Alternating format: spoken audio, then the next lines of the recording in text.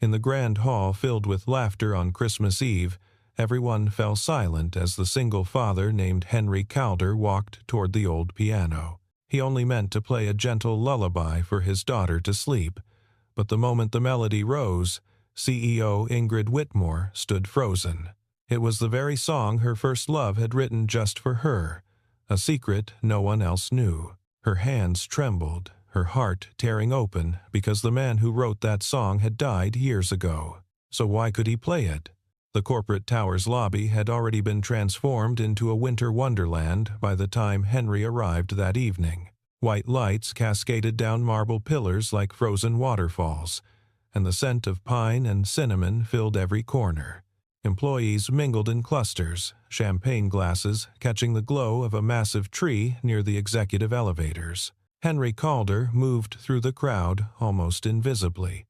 His gray work shirt faded from too many washes, his calloused hands still bearing traces of grease from fixing a heating vent earlier that day. At 36, he carried himself with a quiet dignity that most people overlooked. They saw the janitor. They didn't see the artist whose fingers once danced across concert hall stages, whose name had briefly appeared in regional papers as a rising talent before everything fell apart. His daughter Audrey clung to his hand, her 7-year-old frame practically vibrating with excitement. Her dark curls bounced as she tugged him toward the dessert table, her brown eyes wide with wonder at the chocolate fountain. Henry watched her with the kind of love that made his chest ache, fierce and protective, and tinged with guilt that he couldn't give her the childhood she deserved.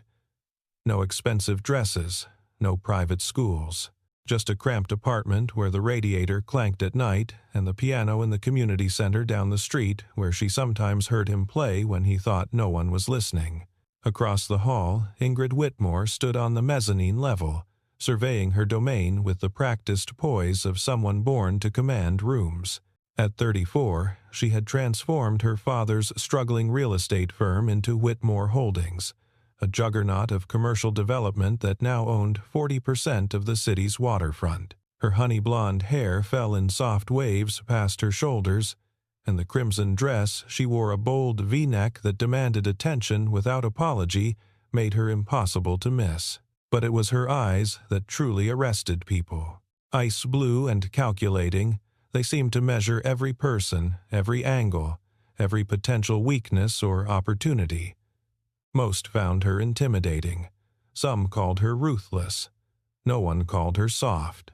Yet, beneath the armor of her designer wardrobe and cutting boardroom reputation, Ingrid carried a wound that had never fully healed. 16 years ago, when she was 18 and still believed in fairy tales, she had fallen in love with a boy named Leon Merritt. He was a piano prodigy, all wild, dark hair and passionate eyes, the kind of talent that made you forget to breathe when he played. He had written her a song, just for her. He called it Starlit Promise, and he played it for her one night under a sky full of stars at their summer music camp, whispering that it held everything he felt but couldn't say. 3 weeks later, Leon died in a car accident on a rain-slicked highway. The song died with him, or so Ingrid believed.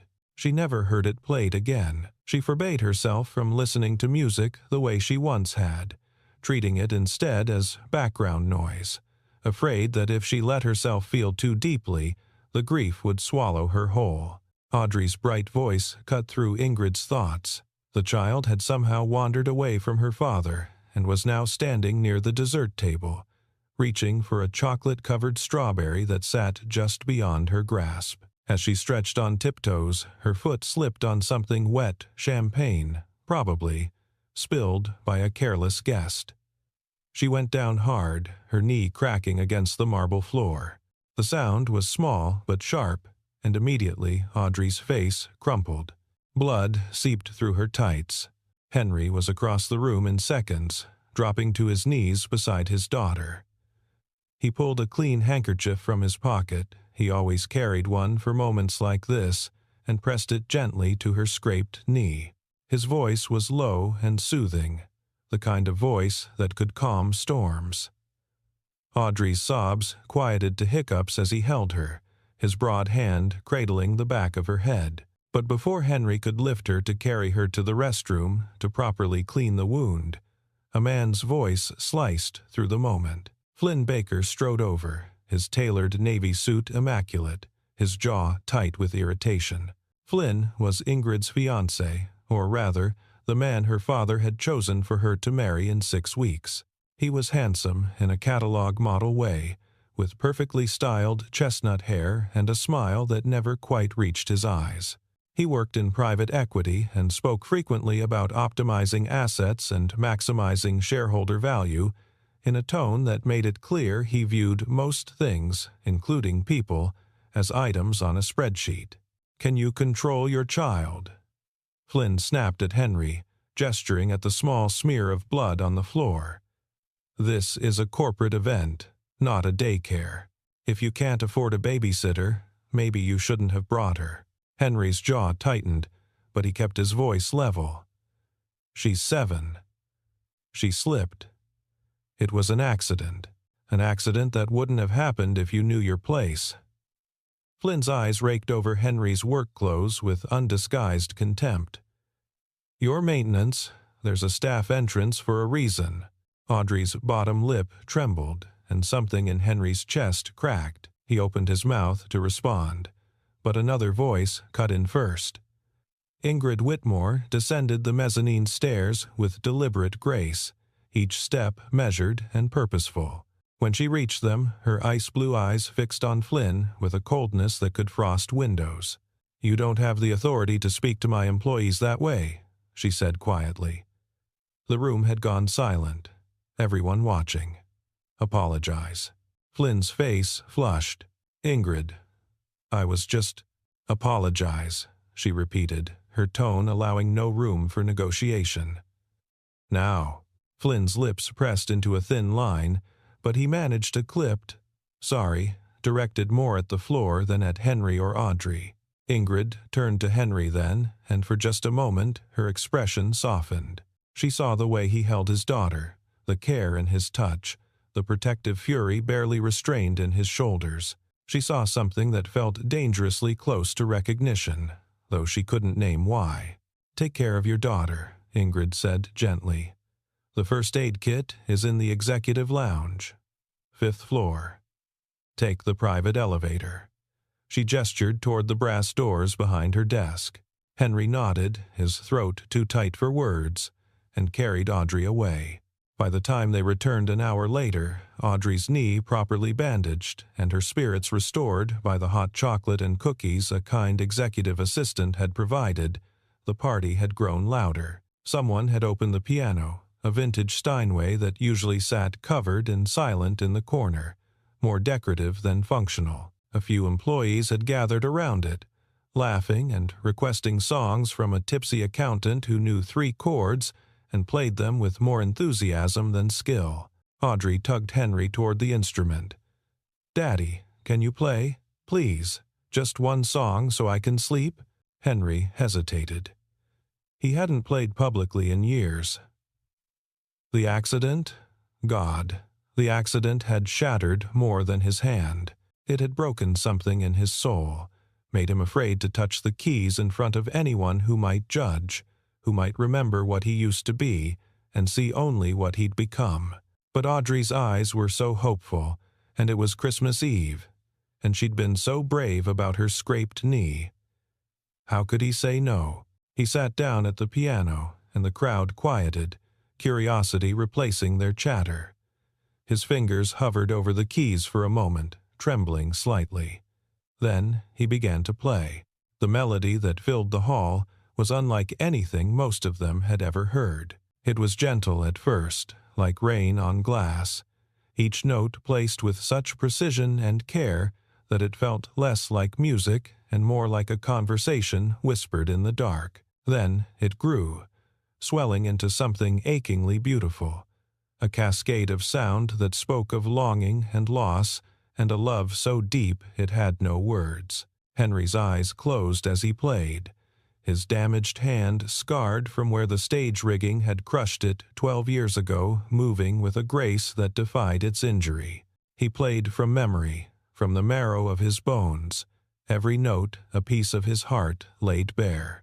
On the mezzanine, Ingrid Whitmore had been preparing to leave when the music reached her. She froze mid-step, her hand gripping the brass railing so hard her knuckles turned white. The melody wrapped around her like a ghost, pulling her back through 16 years to a summer night when the stars seemed close enough to touch, and a boy with dark eyes had played this exact song for her. Starlit Promise, Leon's song, Leon's gift. The last piece of him she had left, buried so deep in her memory that she'd convinced herself she might have imagined its beauty. But she hadn't imagined it. It was real. Every note, every pause, every aching phrase exactly as Leon had played it. How? How could this stranger, this janitor, know Leon's song? Ingrid's vision blurred. Her chest constricted, each breath a labor. Around her, guests murmured appreciation, oblivious to the fact that the ground beneath her feet had just shattered. She descended the stairs on unsteady legs, drawn to the piano as if magnetized. Henry finished the song and opened his eyes to find the CEO standing 3 feet away, her face pale, her blue eyes swimming with unshed tears. "Where did you learn that?" Her voice came out raw, barely above a whisper. Henry stood slowly, his heart hammering. He'd known this moment might come someday, had dreaded it and longed for it in equal measure. "It's just an old melody. Something I picked up years ago. Don't lie to me." Ingrid's voice sharpened, desperation creeping into her tone. "That song, it was written for me. By someone who died 16 years ago. No one else knew it. No one could have known it." She stepped closer, searching his face for answers he wasn't ready to give. "Who are you?" Before Henry could respond, Audrey appeared at his side, sleepy and smiling. "That was beautiful, Daddy. Can we go home now?" Ingrid's gaze dropped to the child, then back to Henry. She saw the fear in his eyes, the way he instinctively moved to shield his daughter from her intensity. She forced herself to breathe, to step back, to remember where she was. But as Henry gathered Audrey's coat and hurried toward the exit, Ingrid stood rooted to the spot, the melody still echoing in her skull like a hymn or a curse. She didn't sleep that night. Every time she closed her eyes, she saw Leon's face, heard his voice promising her forever in notes instead of words. But now another image kept intruding. The janitor's scarred hands moving across the keys, the sorrow etched into the lines around his eyes, the way he'd held his daughter like she was the only thing in the world worth protecting. Who was he, and how had he stolen a piece of her past? The next morning, Ingrid arrived at the office 2 hours early, her eyes shadowed from lack of sleep. She pulled Henry Calder's employee file and spread it across her desk. The information was sparse. Hired 3 years ago as maintenance staff. No college degree listed. Previous employment at a warehouse, a grocery store. Odd jobs. Emergency contact. None listed except for Audrey Calder, age 7, daughter. No mention of a wife or partner. The file said nothing about music, nothing about talent, nothing that explained how a man working night shifts, fixing toilets and changing light bulbs could play like that. Ingrid picked up her phone and dialed her assistant. "I need you to find someone for me, Corbin Hale. He's a composer, used to teach at the Berkshire Music Academy. Track him down. I need to speak with him today." Corbin Hale arrived at her office that evening, a lean man in his 50s with silver-streaked hair and kind eyes obscured by wire-rimmed glasses. He'd been Leon's mentor, the one who'd recognized the boy's genius and nurtured it until the accident stole him away. Ingrid hadn't spoken to Corbin in over a decade, but when she called, he came without question. She played him a recording she'd found online. Someone had filmed Henry playing last night on their phone and posted it to a private group. Corbin listened in silence, his expression unreadable.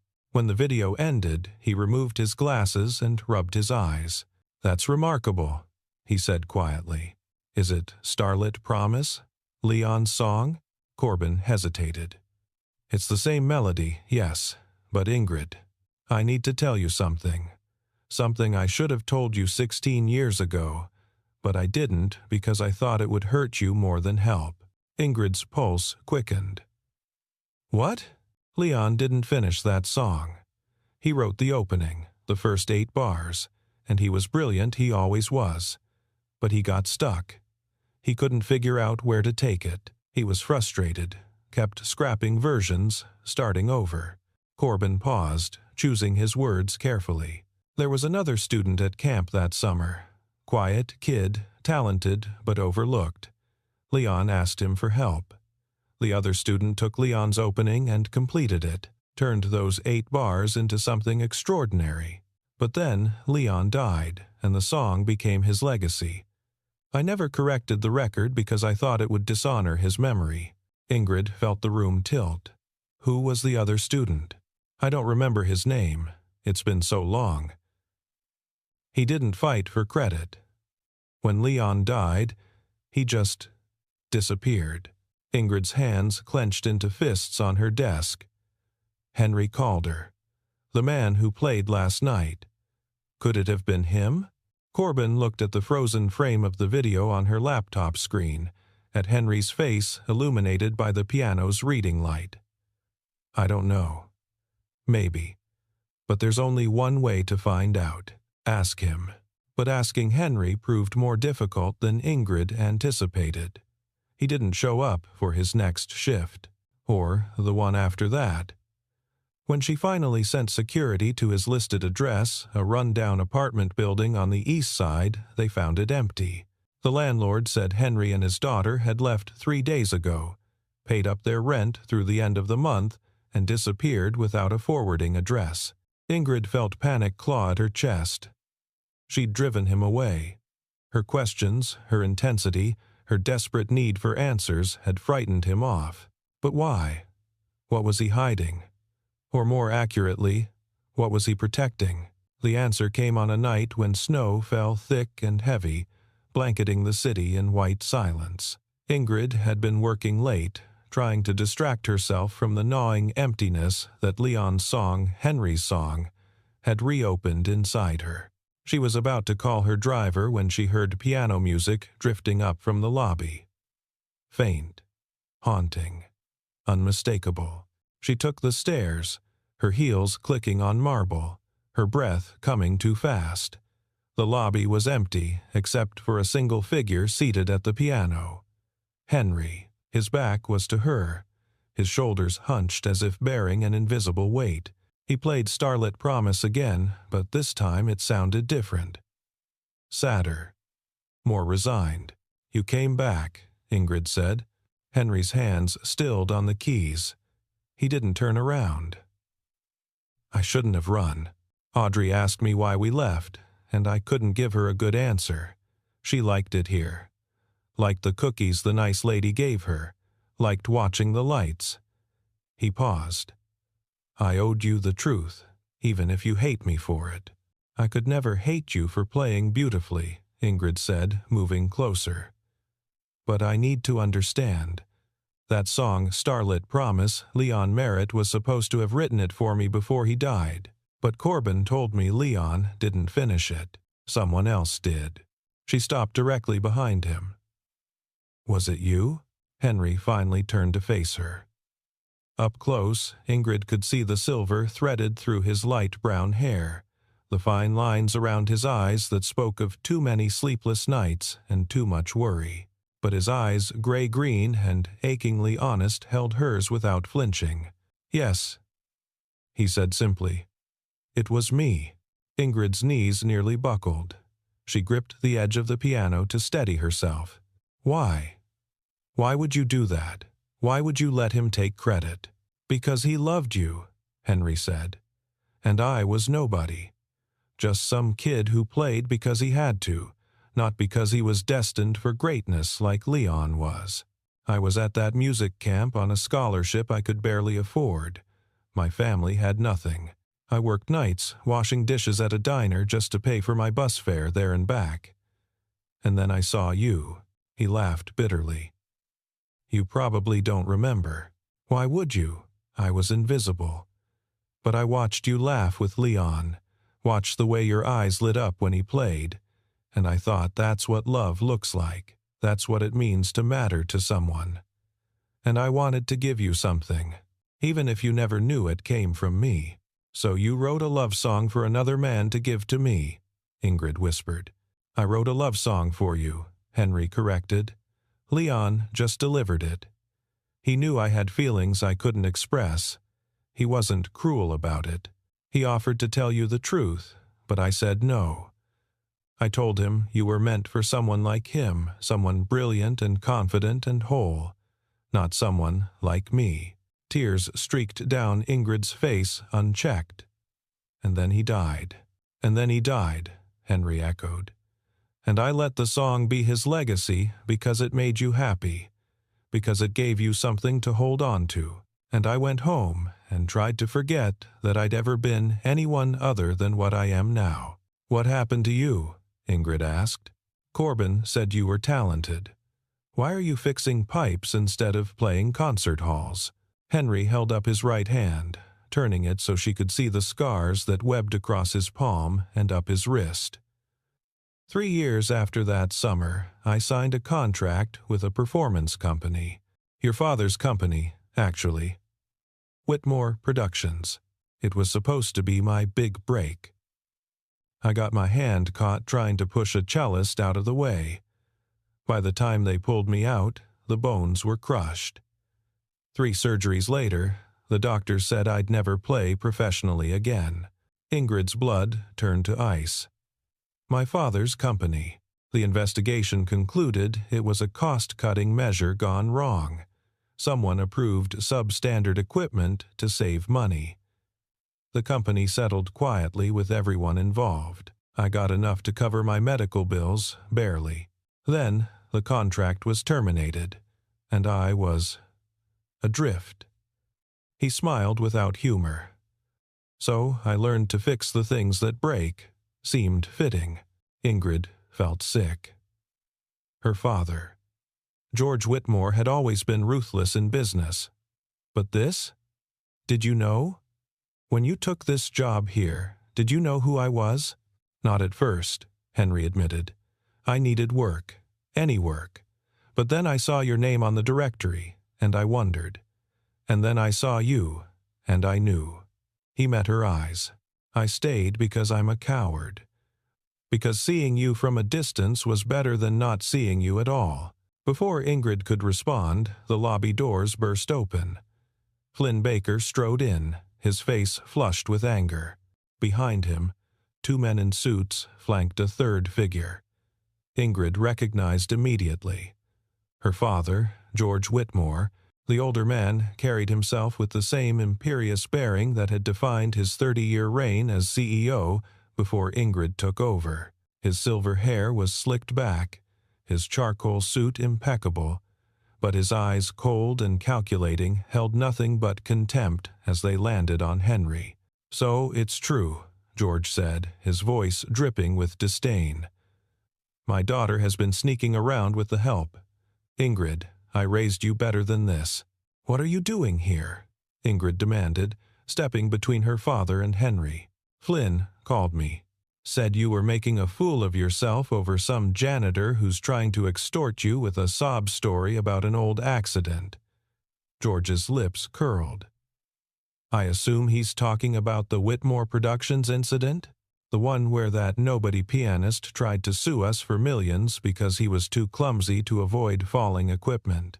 He's not trying to extort anyone, Ingrid said sharply. And that accident wasn't his fault. It was ours. It was business, George corrected. Sometimes sacrifices have to be made for the bottom line. The boy was compensated fairly. Fairly? Ingrid's voice rose. You destroyed his career and paid him barely enough to cover his medical bills. You ruined his life. George waved a dismissive hand. He was mediocre at best. We did him a favor. If he'd actually had talent, he would have found a way to succeed despite the injury. His gaze slid to Henry with undisguised contempt. Instead, he's cleaning toilets, which is exactly where he belongs." Henry remained silent, his jaw tight, his hands clenched at his sides.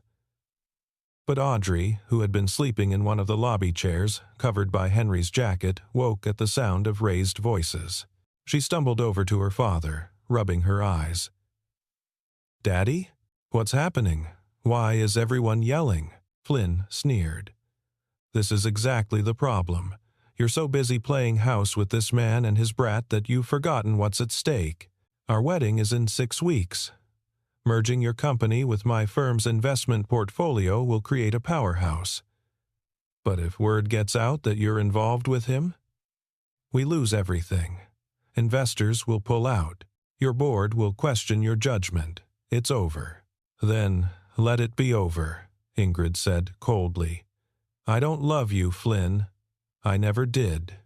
This engagement was my father's idea, not mine, and I'm done letting him dictate my life." George's face purpled. "You, ungrateful." "No." Ingrid's voice cut through the lobby like a blade. "Let's talk about how you've sacrificed every meaningful relationship I could have had because they weren't profitable enough. Let's talk about how you made me believe that love was a weakness and power was the only thing that mattered. And let's talk about how you stood by and watched an innocent man's life fall apart because saving money was more important than doing the right thing." She turned to Flynn. "The engagement is off. You'll receive formal notice from my lawyers tomorrow." Flynn's expression twisted with rage. "You'll regret this. I have evidence of financial irregularities in your acquisitions. I'll bury you." "Try," Ingrid said. "But do it from a distance. You're no longer welcome in my building." Security escorted Flynn out, his threats echoing through the marble halls. George lingered, his eyes hard as flint. "You're making a mistake, Ingrid. That man is a ghost, a failure. He'll drag you down with him." "Maybe," Ingrid said quietly. "But at least I'll be able to look at myself in the mirror. Can you say the same?" George Whitmore turned and walked out without another word. In the silence that followed, Ingrid sank onto the piano bench beside Henry. Audrey climbed into her father's lap, her small arms wrapping around his neck. The child looked at Ingrid with solemn brown eyes.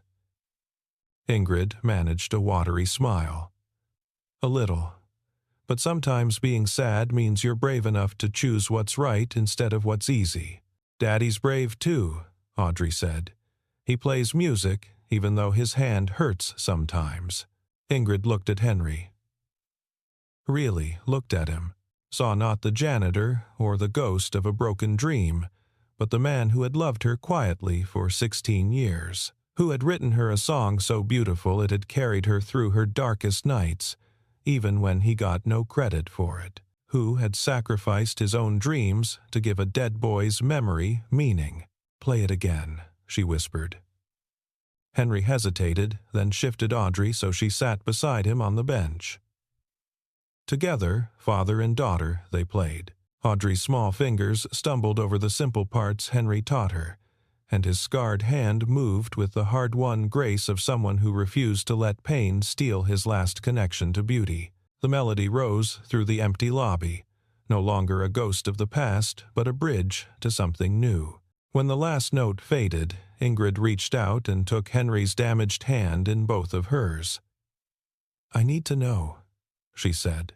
"If I asked you to give me a chance to let me know you, really know you, would you be brave enough to say yes? Even though I come with all this baggage, even though my father will fight us every step of the way, even though the world will call you a gold digger and me a fool." Henry's eyes shone.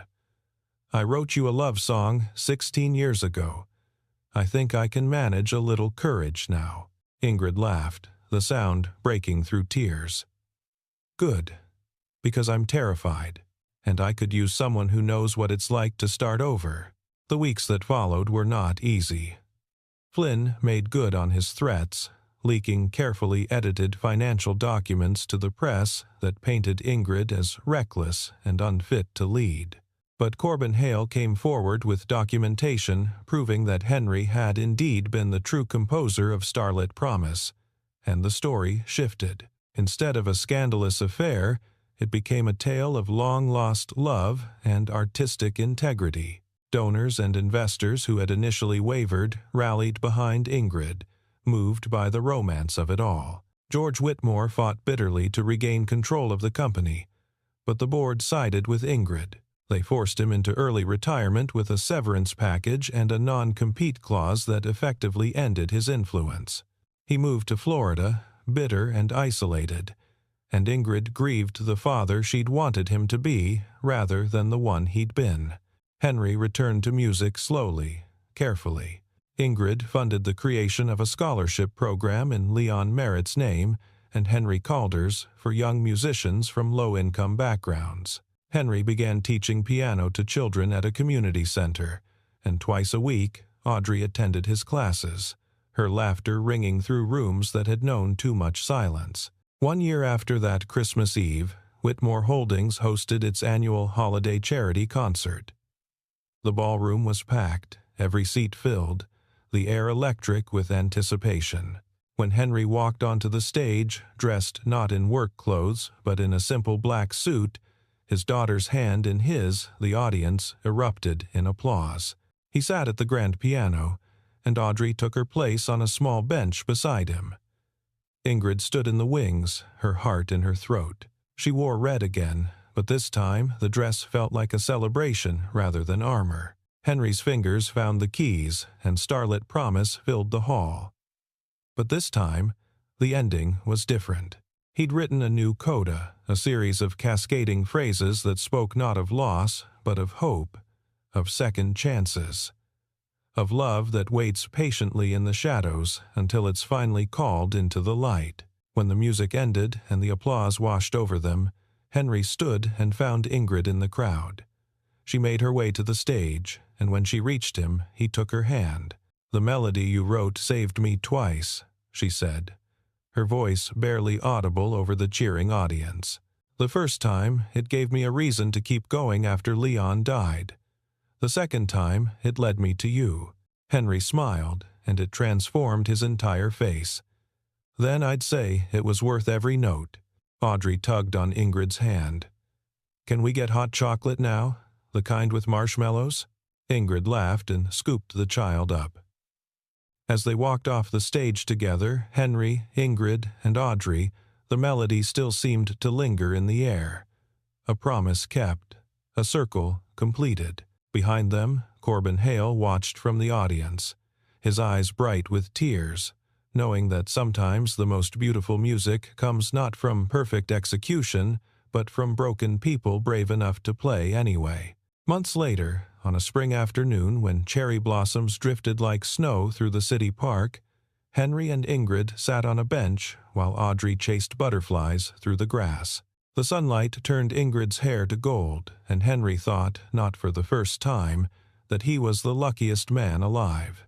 "I've been thinking," Ingrid said, leaning her head on his shoulder, "about the song. Starlit Promise. It had an ending before, but it feels different now, like it's still being written." Henry laced his fingers through hers. "Maybe that's the point. Maybe the best promises aren't the ones we make once and lock away. Maybe they're the ones we keep remaking, every day, in 1,000 small ways." Ingrid turned to look at him, her blue eyes soft. "Then, make me a promise. Not forever, not some grand declaration. Just promise me today that you'll keep playing, that you'll keep teaching Audrey, that you'll keep showing me what it means to love something even when it's hard." "I promise," Henry said, and he meant it. Audrey ran back to them then, breathless and grinning, a cherry blossom petal caught in her dark curls. "Daddy, Miss Ingrid, come see. There's a piano player over there by the fountain, and he's really good, but not as good as you." Henry laughed and stood, pulling Ingrid to her feet. "Should we go listen?" "Absolutely," Ingrid said. But first she rose on her toes and kissed him, soft and sure, tasting of coffee and promise. When they broke apart, Henry's eyes were bright with unshed tears. "What was that for?" "For writing me a song when you didn't have to. For being brave enough to show up even when you were scared. For teaching me that sometimes the most extraordinary people are the ones everyone else overlooks." She squeezed his hand. "For being you." They walked toward the fountain, Audrey skipping ahead, and Henry thought about how 16 years ago he'd been a scared kid who poured his heart into 8 bars of music, never imagining where those notes would lead. To a life he'd never dared to dream was possible. The pianist by the fountain was young, maybe 19, playing with more enthusiasm than polish. But there was something pure in his effort, something that reminded Henry of who he used to be. When the boy finished his song and looked up nervously, expecting criticism, Henry clapped. "That was beautiful," he said. "Keep playing, even when it's hard. Even when people tell you you're not good enough. Keep playing." The young pianist's face lit up, and he nodded vigorously before launching into another song. Ingrid slipped her arm around Henry's waist as they listened. Audrey climbed onto her lap, and the 3 of them sat there as the music washed over them, imperfect, heartfelt, and achingly human. Above them, cherry blossoms fell like grace, and somewhere in the distance someone was laughing, and the world felt, for this one shining moment, exactly as it should be. That night, after Audrey had been tucked into bed with her favorite stuffed bear and a goodnight song, Henry returned to the piano in Ingrid's apartment. She'd bought it for him 3 months ago, and every time he saw it, his throat tightened with emotion. She sat beside him on the bench, her head resting on his shoulder. "Play me something new," she said. "Something that's just ours." Henry's fingers hovered over the keys, and then he began. The melody was simple at first, just a conversation between 2 notes, tentative and searching. But gradually it grew, became a dialogue, became a dance. There were moments of dissonance that resolved into harmony, phrases that stumbled before finding their rhythm, silences that spoke louder than sound. When he finished, Ingrid was crying. "What's it called?" Henry thought for a moment. "Second movement," he said. "Because every great piece of music has more than one part. And this? Us? This is just the beginning." Ingrid kissed him then, deep and slow, and when they finally pulled apart, she whispered against his lips, "Promise me we'll keep writing this song together, that no matter what happens, we won't let the music stop." "I promise," Henry said. And this time there were no secrets, no shadows, no ghosts of the past standing between them. Just 2 people who had found each other across years and loss and impossible odds, who had chosen each other not because it was easy, but because some songs are too important not to sing. Outside, the city hummed its evening symphony car horns and distant sirens and the soft rush of wind through trees. But inside that apartment, in the golden glow of lamplight, there was only music. The kind that heals, the kind that saves, the kind that proves that even the most broken things can be made beautiful again if someone brave enough is willing to try.